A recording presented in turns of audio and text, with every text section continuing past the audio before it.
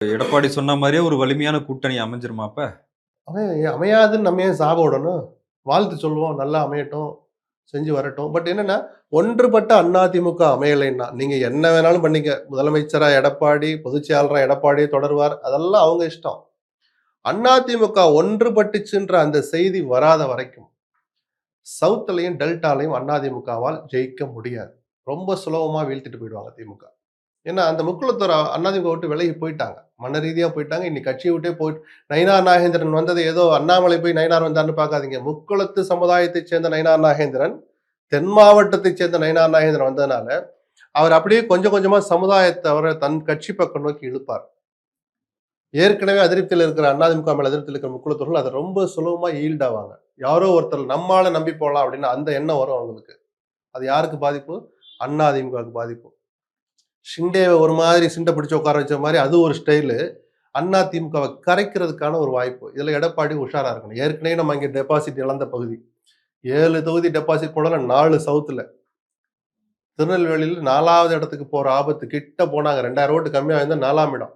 அவ்வளவு ஆபத்துல நம்ம ஆல்ரெடி இருக்கிறோம். இனிமேல் அது இப்படி வரக்கூடாதுன்னு எடப்பாடி சுய பரிசோதனை பண்ணினா, அந்த ஒற்றுமைக்கான அவசியத்தை அவர் உணர்வார். அதெல்லாம் அது நடக்காத வரைக்கும் 4வது இடத்துக்கு போறதுக்கு காரணமும் நயினார் தானே? எதனால?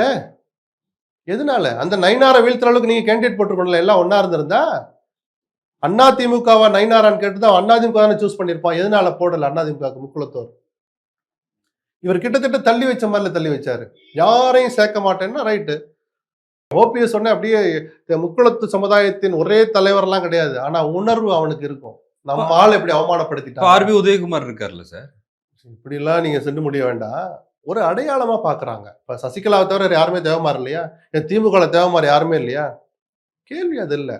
அதிமுகவுடைய வாக்கு வங்கியா இருக்கிற முக்குளத்து சமுதாயம் இன்னைக்கு அப்படி இல்ல. ஒன்றுபட்ட அதிமுகங்கிற வார்த்தை வராத வரைக்கும், அது உருவம் பெறாத வரை, எத்தனை அணிகள் சேர்ந்தாலும் சவுத்லயும் டெல்டாலையும் அதிமுக அணி ஜெயிக்காது. இப்ப தேசிய ஜனநாயக கூட்டணின்றதுக்குள்ள அது வராதா? அந்த குடையின் கீழ் இணையாதா? இல்ல அத எந்த அளவுக்கு எடப்பாடி மனப்பூர்வமா ஏத்துக்கிட்டு வராருன்னு ஒண்ணு இருக்கு. அப்படி ஓரமா இருக்க சொல்லுங்க. அவங்க நிக்கிற இடத்துல நான் வரமாட்டாங்க. பிரச்சாரம் பண்ண வரமாட்டேன். அதுக்கு பேரு ஒற்றுமையா? நீங்களே அதுக்கு தனியாவே நின்றுக்கலாமே. அந்த ஜெல் ஆகுறதுன்னு ஒண்ணு இருக்கலாம். அதுதான் முக்கியம். பிஜேபி அண்ணாதிமுக கொண்டு எப்படி ஜெல் ஆகும்? ஜெல்லாக வச்சிருவாங்க. பணமும் சேரும். திமுக அவங்க ஒரு அடி அடிச்சா அதிமுக சந்தோஷப்படுவான்.